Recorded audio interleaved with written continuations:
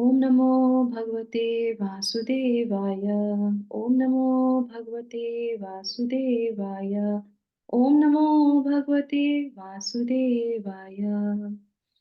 ओम अज्ञानतिमिरान्धस्य ज्ञानाञ्जनशलाकया चक्षुरुन्मीलितं येन तस्मै श्रीगुरुवे नमः। नमः ॐ विष्णुपादाय कृष्णपृष्ठाय भूतले श्रीमते भक्तिवेदान्त स्वामिन् इति नामिने। नमस्ते सारस्वते देवे गौरवाणी प्रचारिणे निर्विशेष शून्यवादी पाश्चात्यदेशतारिणे। जय श्री कृष्ण चैतन्य प्रभु नित्यानंद श्री अद्वैत गदाधर श्रीवासादि गौर भक्तवृंदा। हरे कृष्णा कृष्णा कृष्णा हरे हरे, हरे रामा राम राम हरे हरे। जगत गुरु शिल प्रभुपाद की जय। भगवत वाणी भगवत गीता जी की जय। गुरु महाराज की जय। हरे कृष्णा। तो आज हम लोग जो है उपस्थित सभी भक्तों का बहुत बहुत स्वागत है। और आज हम लोग ले रहे हैं अध्याय 3 का श्लोक संख्या 34। तो 33 से 33 से हमारा जो है प्रकरण चेंज हो जाता है। कौन सा प्रकरण चालू हो गया हमारा? विभाग विभाग चौथा। क्या नाम है चौथे विभाग का? E for endeavor। Envy, envy of soul. हम्म चलिए, तो हम इसके बारे में चर्चा करेंगे। श्लोक संख्या 34 है। और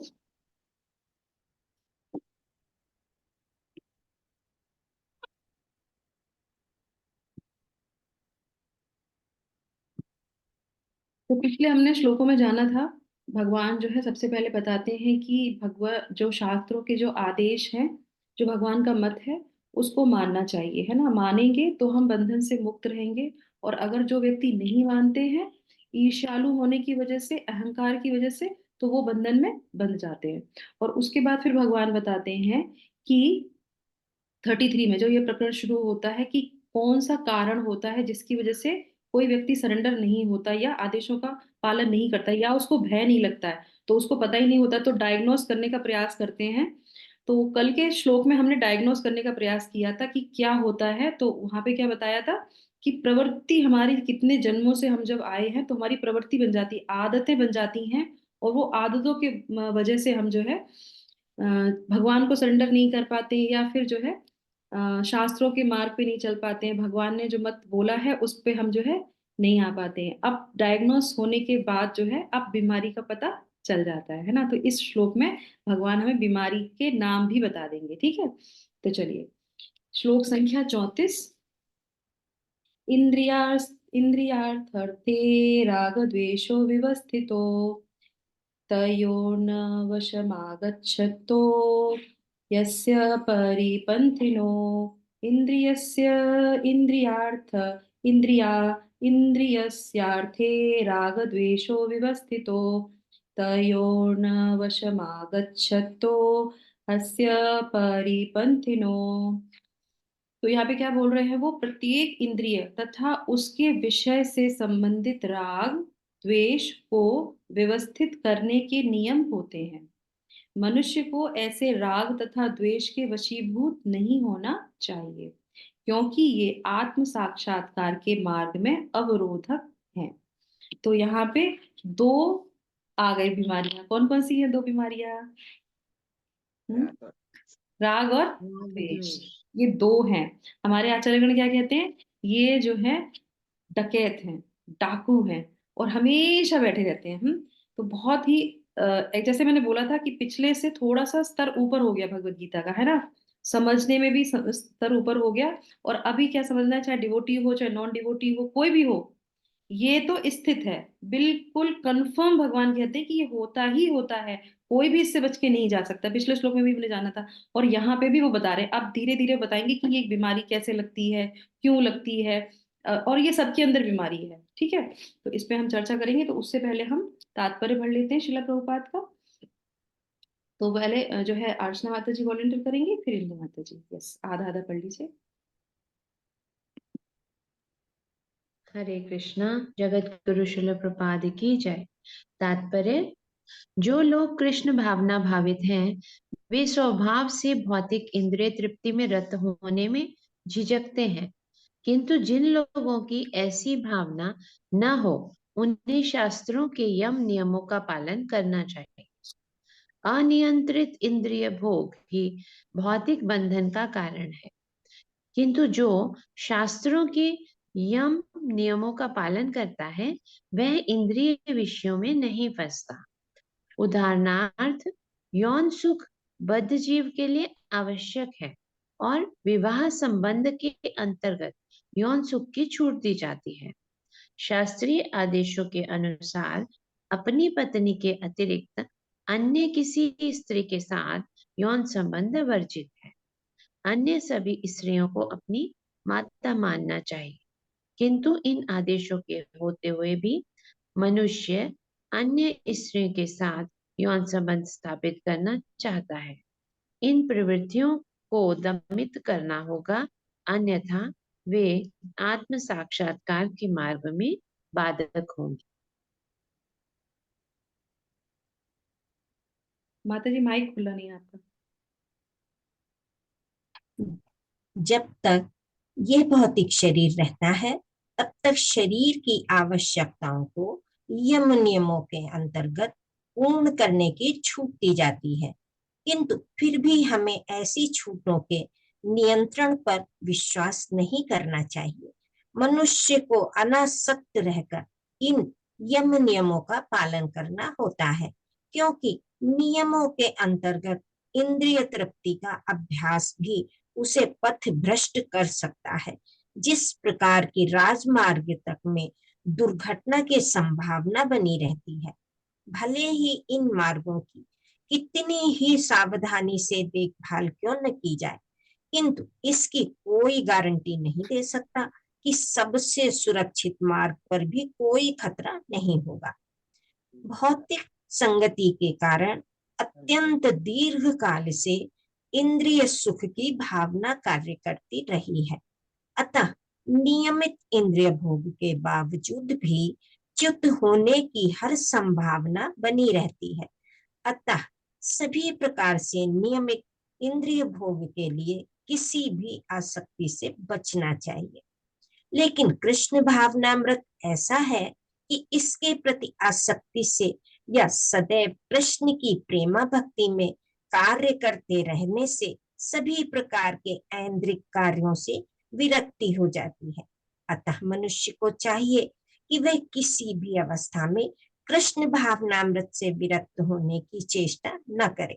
समस्त प्रकार की इंद्रिय आसक्ति से विरक्ति का उद्देश्य अंततः कृष्ण भावनामृत के पद पर आसीन होना है। हरे कृष्णा। जगत थैंक यू सो मच माता जी। हरे कृष्णा। तो चलिए, बहुत थैंक यू सो मच दर्शना माता जी, इंदु माता जी। तो पिछले में हमने जाना था कि ज्ञानवान व्यक्ति भी जो है अपनी आदतों के अनुरूप कार्य करते हैं। और अगर ऐसा होता है तो होप क्या है? होप क्या है? होप यहीं पे है। पहले क्या हुआ था, बंध जाते हैं, अभी तो कुछ होप नहीं है, सभी बन के चले जाते हैं, है ना। भगवान को शरण में आते हैं। फिर भी अगर ऐसा कुछ होता है कि बंधन में हम बनते हैं, तो भगवान आगे हमें बताते हैं कि होप है, बीमारी है, बीमारी के लक्षण पता चल गए तो होप भी है। होप क्या है? कुछ डूज एंड डोंट्स।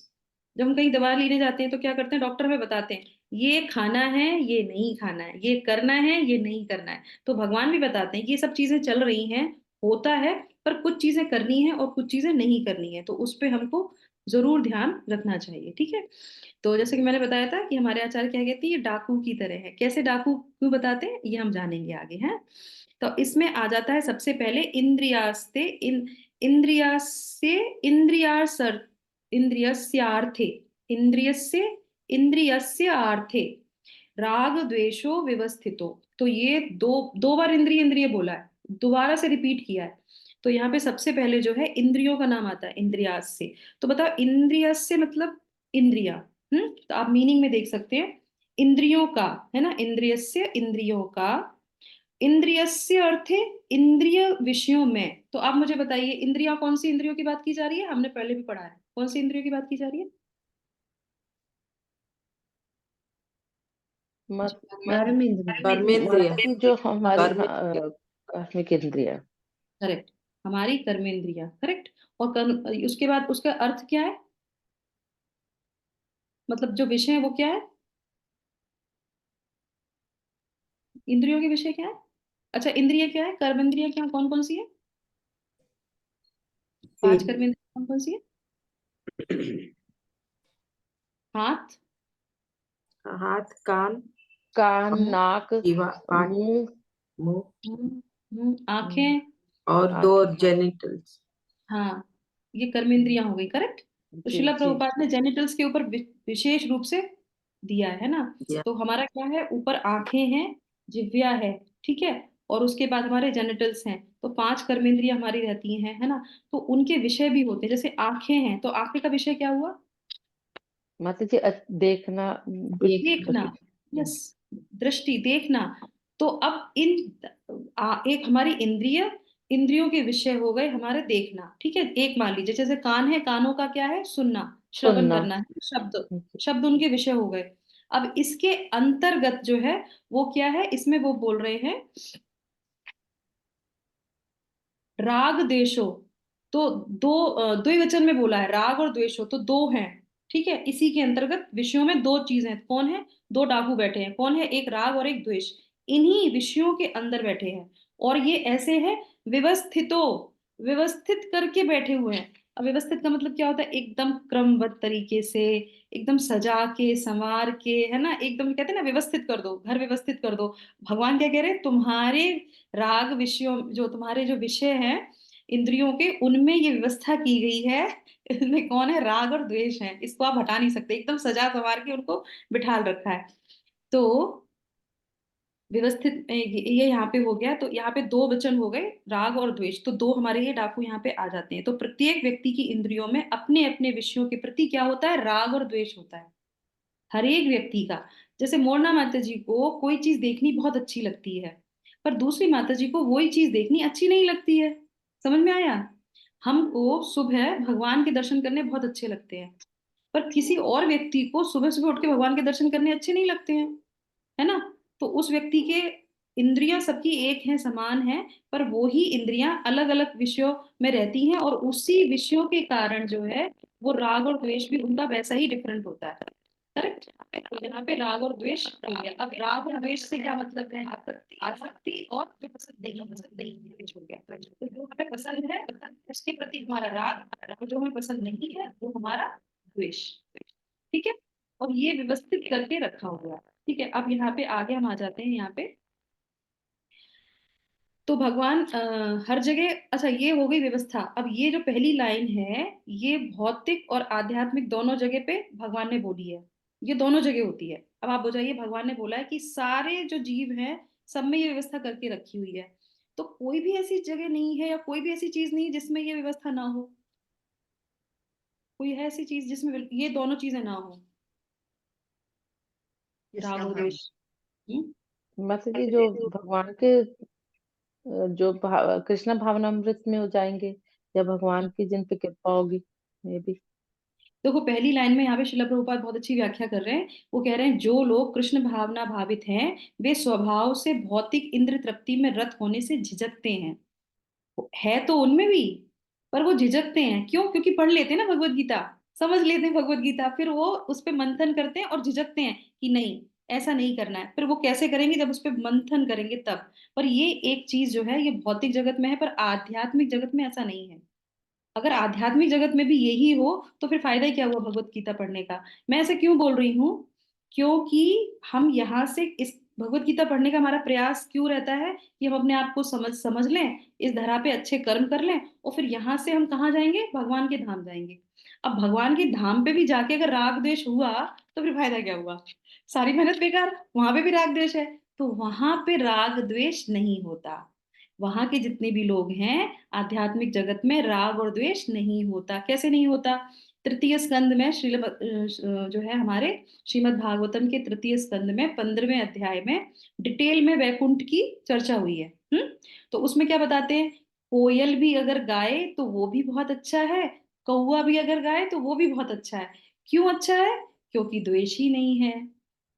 और हमको क्या रहता है, अरे ये माता जी तो बहुत अच्छा गाती, वो माता जी जब बोलती है तो बहुत गंदा बोलती है। क्यों? क्योंकि हमको हमारे जो विषय हैं उनको वो अच्छा नहीं लग रहा।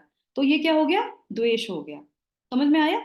यही पॉइंट भगवान समझाना चाहते हैं कि छोटी छोटी बारीक चीजों में कि हमें जो अच्छा नहीं लगता है वो हमारे लिए द्वेष का कारण बन जाता है, ईर्ष्या का कारण बन जाता है, और जो हमें पसंद होता है उसमें हमारा राग हो जाता है। तो ये बारीक सी चीज भगवान बता रहे हैं। पर और इसको अगर यहाँ पे हम रोकेंगे, इस पे कार्य करेंगे, तो भगवान के धाम पे जाने के लायक बन पाएंगे, क्योंकि वहां पे राग द्वेष नहीं है। इसको यहीं पे हमको खत्म करना पड़ेगा। ठीक है? तो ये हमारी दो चीजें हो गई।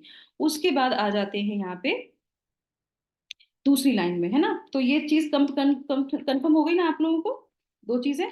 दूसरी लाइन में क्या बोल रहे हैं? दूसरी लाइन में बोल रहे हैं तयोर्न वशमा गच्छतो हस्य परिपंथिनो। ठीक है? तो यहाँ पे सबसे पहले इन दोनों के वश में नहीं आना चाहिए।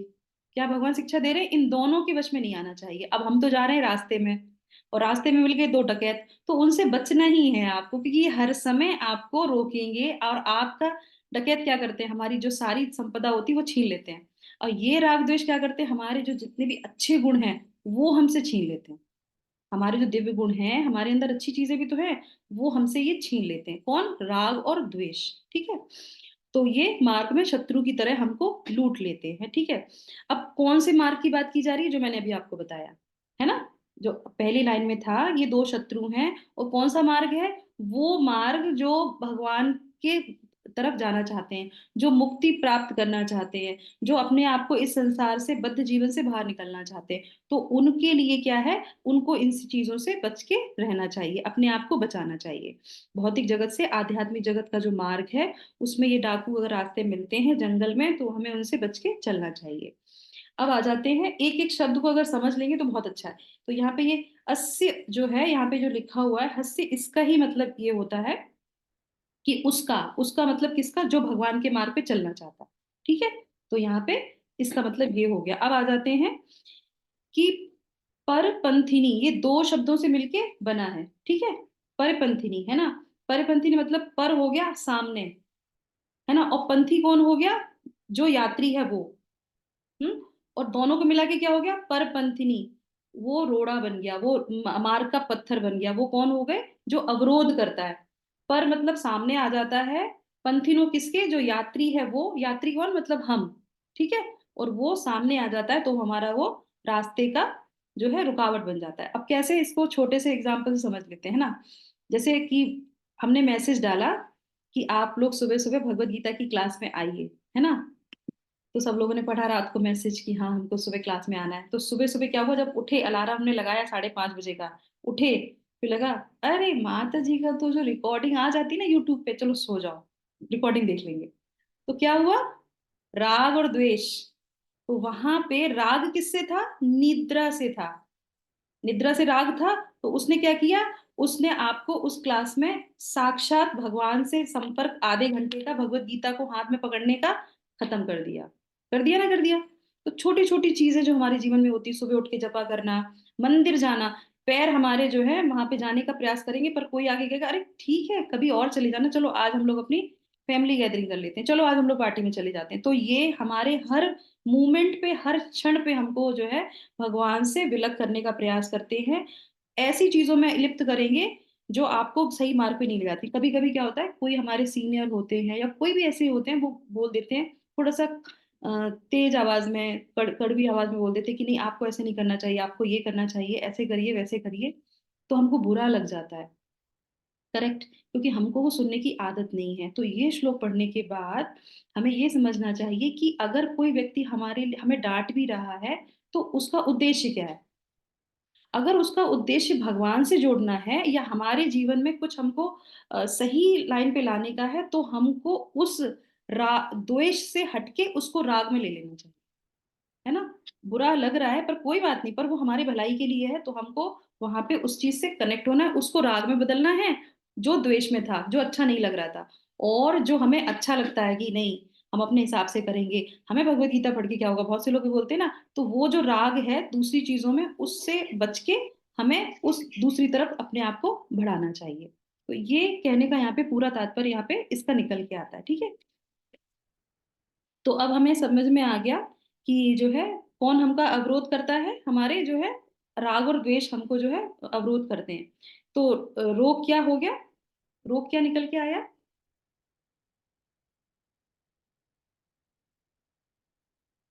कौन सा रोग है हमको? विषय आसक्ति। द्वेष। राग द्वेष का ही Yes, रोग है। राग द्वेष ही तो हमारे रोग है। राग द्वेषी रोग है। इंद्रियों के अंदर हमारे राग द्वेष हमारे जो है कौन है, रोग हैं।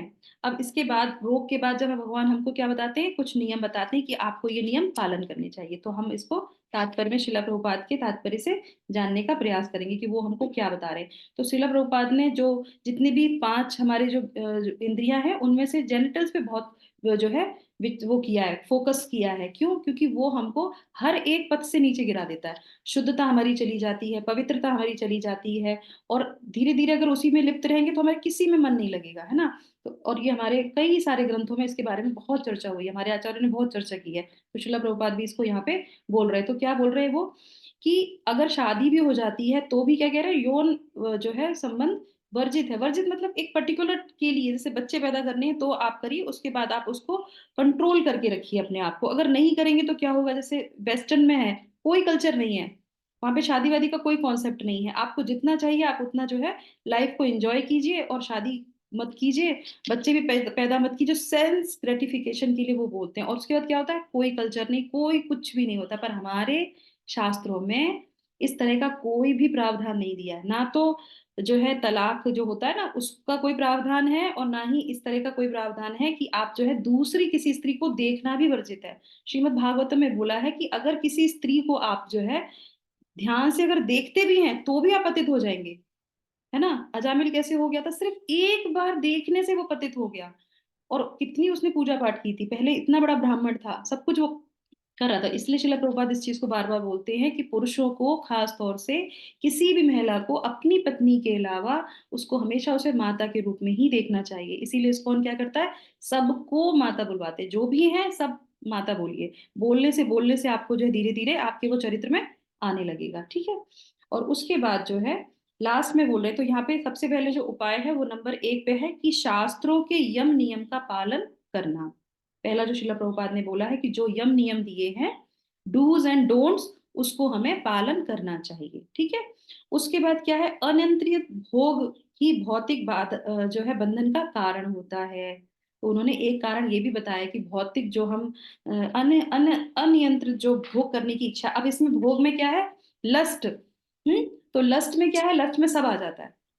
अब हमने आ गए हम कृष्णा कॉन्शियस में, क्योंकि ये तो सबके ऊपर लागू है ना। अब कृष्णा कॉन्शियस में आ गए, अब हम जो भी खाते हैं भगवान को भोग लगा के खाते हैं। फिर क्या हुआ, आज तो ये भी खाएंगे, आज तो वो भी खाएंगे, आज ये भी बना के खाएंगे, वो भी बना के। तो भगवान कहते हैं कि ये भी तो आसक्ति है, ये भी तो राग हो जाता है। एक बार धीरे धीरे धीरे धीरे होते होते होते होते क्या होगा, फिर आप कंट्रोल अनकंट्रोल हो जाते हैं। तो कोई भी चीज हो उसमें हमें आसक्ति ज्यादा नहीं रखनी चाहिए। अगर आपको कोई चीज, जैसे मैं अपनी बताती हूँ, मुझे कुछ चीजें चॉकलेट बहुत पसंद है, तो क्या है अब नहीं खानी है चॉकलेट, तो फिर क्या करते हैं, फिर हम 4 महीने के लिए चॉकलेट बिल्कुल छोड़ देते हैं। फिर क्या होता है, उसमें धीरे धीरे हमारी आसक्ति खत्म हो जाती है। तो भगवान ने व्रत बनाए हैं, एकादशी बनाई है, एक दिन व्रत कर लो। जो चीज आपको लग रही है ये चीज हमारी खराब है, उस चीज से व्रत ले लो, तो धीरे धीरे धीरे धीरे जो है आप अपने आप को नियंत्रित करने लगेंगे, है ना। उसके बाद ये हो गया हमारा। और फिर जो है कृष्ण भावनामृत एक ऐसा है जिसके प्रति आसक्ति से ही, है ना, तो यहाँ पे जो माता जी ने पढ़ा था, लेकिन कृष्ण भावनामृत ऐसा है कि इसके प्रति आसक्ति से या सदैव कृष्ण की प्रेमा भक्ति में कार्य करते रहने से सभी प्रकार के इंद्रिय कार्यों से विरक्ति हो जाती है। तो ये सबसे बड़ा उपाय है, क्या है, भगवान के प्रति अगर हम आसक्ति करते हैं, जो भी हमको पसंद है वो हम भगवान के लिए सेवा करने लगे, फिर वो जो है धीरे धीरे हमारी विरक्ति में बदल जाएगा। ठीक है, तो ये सब पूरा सबको समझ में आ गया। हम्म, और उसके बाद लास्ट में क्या लिखते हैं वो, अतः मनुष्य को चाहिए कि वह किसी भी अवस्था में कृष्ण भावनामृत से विरक्त होने की चेष्टा न करे। हमारी इंद्रियां होती हैं वो हमें रोक लेती, कभी कभी होता है ना, कोई चीज पसंद नहीं आई, चलो भक्ति में आ गए, थोड़ा सा आगे बढ़े हैं, तो किसी भक्त ने कुछ बोल दिया, अगली बार से हम टेम्पल ही नहीं जाएंगे। अरे वहां पे तो ऐसे हैं, बताओ भक्ति कर रहे हैं, नाम जप रहे हैं, फिर भी उनकी आदत ऐसी है। अरे ये तो हमारे अंदर की चीजें हैं जो हम दूसरों में देखते हैं। ठीक है, तो इसका मतलब ये थोड़ी ना हम भी भक्ति मार्ग से निकल जाएं। शिला प्रभुपाद कहते हैं कि ये हॉस्पिटल है, हॉस्पिटल बनाया है हमने। तो यहाँ पे जो भी आता है वो अपनी बीमारी का, ये क्या है, बीमारी इतनी बताओ गहरी बीमारी हम सबको लगी हुई है ना। तो वो कहते हैं इस बीमारी का इलाज करना है, इसको पढ़िए, सुनिए, भगवान को दर्शन कीजिए, कीर्तन कीजिए, धीरे धीरे धीरे धीरे बीमारी से जो है दूर हो जाएंगे, है ना। तो ये इस तरीके से, तो कभी भी हमें कृष्ण भावनामृत को नहीं त्यागना चाहिए किसी भी अवस्था में। और अगर नहीं आए हैं अभी तक तो हमें आना ही चाहिए, क्योंकि एक यही ऐसा पाथ है जो आपको इन डाकुओं से बचा के रखेगा। नहीं तो ये डाकू आपके सारे दिव्य गुणों को छीन लेंगे। ठीक है, अब आ जाते हैं, अब होमवर्क पे आ जाते हैं ना। इतना अच्छा इंपॉर्टेंट श्लोक है तो थोड़ा होमवर्क भी जरूरी है ना। तो होमवर्क से पहले एक छोटा सा मैं आपको बताती हूँ। अब हमें पता चल गया कि हमारे अंदर ये दो डकैत है, या ये जो दो बीमारियां हैं। तो जैसे मान लीजिए ये हमारा शरीर क्या है, हमारा ये शरीर एक गाड़ी की तरह है। और हमारे आत्मा क्या है, ड्राइवर है।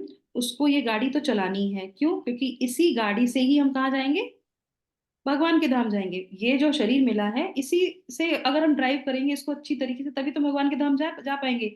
दूसरे जो शरीर है उनसे तो नहीं जा सकते। तो ये हमको बहुत अच्छी गाड़ी मिली हुई है।